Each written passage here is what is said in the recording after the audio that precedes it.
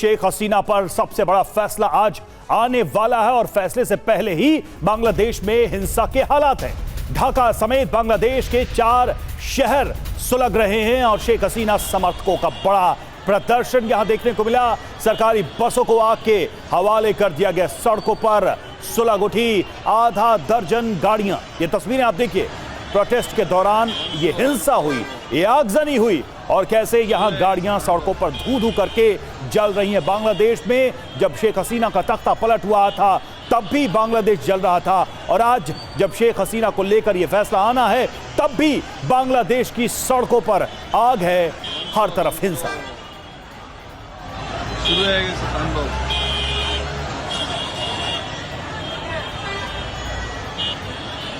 तो बांग्लादेश में हिंसा की ये तस्वीरें भी आप देख रहे हैं और ढाका के धान मंडी में भी भारी हिंसा हुई। धान मंडी की तस्वीरें भी आपको दिखाएंगे। हसीना समर्थकों ने बम गोलियां चलाई। मौके पर ढाका पुलिस के जवान पहुंचे, रिजर्व ब्रिगेड को भी बुलाया गया है। तो आगजनी की जा रही है। धमाके की ये तस्वीरें आप देख रहे हैं। धान मंडी की ये तस्वीरें जहां भारी हिंसा हुई, हसीना समर्थकों ने बम गोलियां चलाई, नारेबाजी की जा रही है, आगजनी को अंजाम दिया जा रहा है और सड़कों पर धमाके।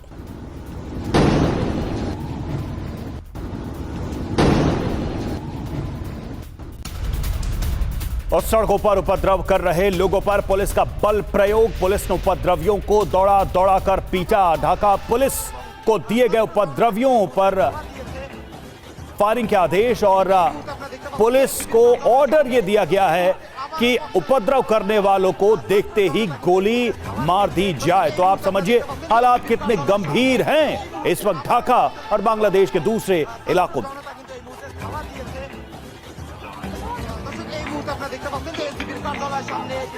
तीन तस्वीरें आपके सामने। 4 शहर इस वक्त सुलग रहे हैं बांग्लादेश के।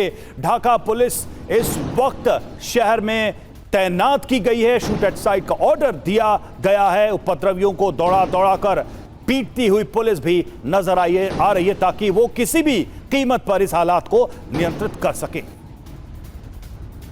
तो प्रदर्शनकारियों ने रेलवे लाइन पर भी आग लगाई है। पिछले साल जैसे हालात खड़े होते दिख रहे हैं। ढाका के बेनापोल के पास आगजनी।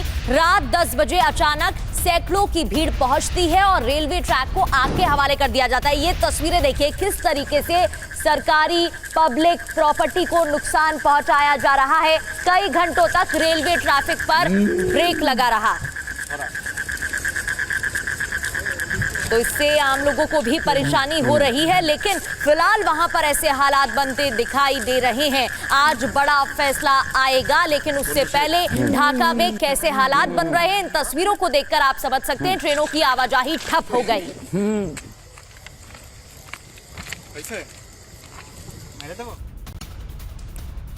उधर बांग्लादेश के चट्टोग्राम में सड़कों पर उतरे शेख हसीना समर्थक। कॉक्स बाजार हाईवे में भारी भीड़ उमड़ी है। हाईवे पर टायर जलाकर जाम लगाया समर्थकों ने। कई घंटों तक गाड़ियों की आवाजाही यहां भी ठप रही।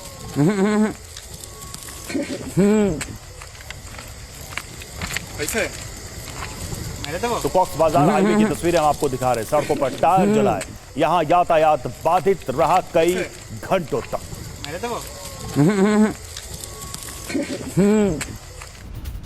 इतना ही नहीं, ढाका में शेख हसीना समर्थकों का मशाल जुलूस भी देखने को मिला। मशाल जुलूस में शामिल हुए हजारों की संख्या में समर्थक कार्यकर्ता। यूनिट सरकार से इस्तीफे की मांग की गई। तो बाद में जुलूस में शामिल लोगों ने हिंसा भी की। तो जिस तरीके से व्यवस्था फिलहाल चल रही है देश में, उसको खत्म करने की मांग की गई। शेख हसीना के समर्थक मशाल जुलूस निकालते, इन तस्वीरों को देखिए, हाथों में पोस्टर्स लिए मशाल लेकर जुलूस निकालते हुए हजारों कार्यकर्ता सड़कों पर दिखाई दे रहे हैं। इस्तीफे की मांग भी की गई यूनुस सरकार की।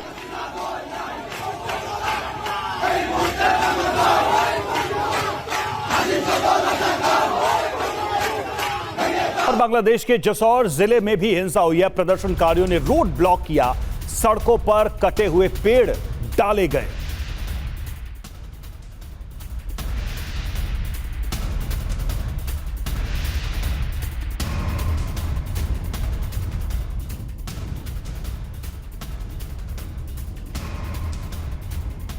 तो देखिए क्या हालात है बांग्लादेश में। ढाका से लेकर अलग अलग जगहों पर ये जसौर जिले की तस्वीर हम आपको दिखा रहे हैं। सड़कों पर पेड़ काटकर सड़कों को यहां बाधित किया गया, रोड ब्लॉक किया गया।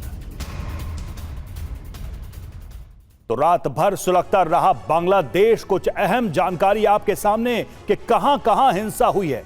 ढाका में हिंसा हुई और बेनापोल में हिंसा हुई, घानमंडी, चटगांव और केरानीगंज, धमरई और गपटोली ये वो इलाके हैं जहां पर हिंसा की घटनाएं हुई हैं।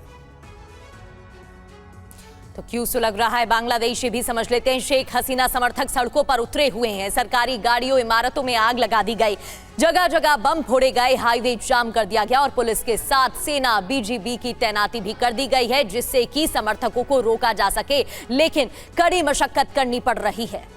हमारे साथ हमारे खास मेहमान जुड़ चुके हैं, चर्चा की शुरुआत करेंगे उनके साथ।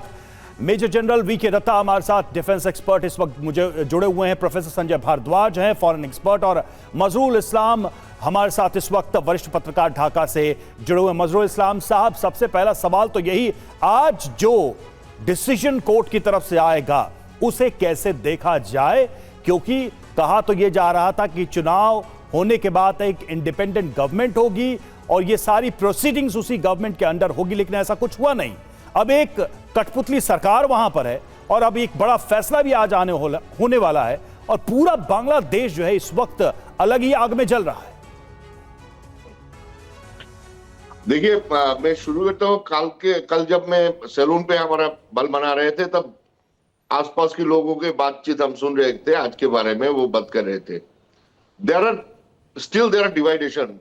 अगर अवामी लीग को जो एक्टिविटीज है उस पर बन लगा दिया गया, ठीक है, सही है ये बात, मगर स्टिल देयर आर पीपल जो अब भी सोचते हैं कि ये हसीना जो है they are positive, she was positive for them due to the price hike of the regular commodity. ये अब डेली जो सामान पर जो बढ़ती जो चरवाई चल रहा है दाम प्राइस की। बिसाइड्स लॉ एनफोर्समेंट के बारे में आप जो बता रहे थे कि there are several incident, but these are isolated incidents, not that much organized. Because the anti-Awami League lobby are very strong in Dhaka right now. कल सारे रात जो हमारा ढाका यूनिवर्सिटी है, जो the biggest university of this country, वहाँ के पर जो स्टूडेंट्स फोरम थे, जो अवाम जमात, BNP and other support, NCP जो स्टूडेंट्स की ऑर्गेनाइजेशन, सब जो स्टूडेंट्स थे वो सारे रात तैनात रहा, क्योंकि वो जो सर एक बहुत स्ट्रेट क्वेश्चन मैं आपसे पूछ रहा हूं। ये जो लीगल प्रोसीडिंग शेख हसीना को लेकर की गई, आपको लगता है कि शेख हसीना को पूरा, या उनके पक्ष को या उनके साइड को, उनके वकीलों को पूरा इक्वल जस्टिफाइड मौका मिला अपनी बात को रखने का? जस्टिस के इस प्रोसेस को आप फेयर मानते हैं क्या? इस बारे में भी थोड़ा क्वेश्चन है। आपको पता होगा कि शेख हसीना के पक्ष में जो लॉयर लड़ रहा है वो basically appointed by the government, present government की अपॉइंटेड है। और ये भी एलिगेशन लगाया गया है कि इस जो हसीना के लिए जो लीगल एक्शन फाइट दे रहा है, he belongs to Jamaat Islam, he is a supporter of जमात इस्लाम, ऐसा बताया जा रहा है। क्योंकि जमात की जो लीगल साइड देखते हैं वो जो उनकी लॉ फर्म से है, ये बंदा जो हसीना के ओर से लड़ रहा है on behalf appointed by the government. बिल्कुल सर, और शेख हसीना की तरफ से भी ऐसे ही आरोप लगाए गए हैं, पक्षपात के आरोप लगाए गए हैं और साजिश के तहत ये सब हो रहा है, ये उनकी तरफ से कहा गया है।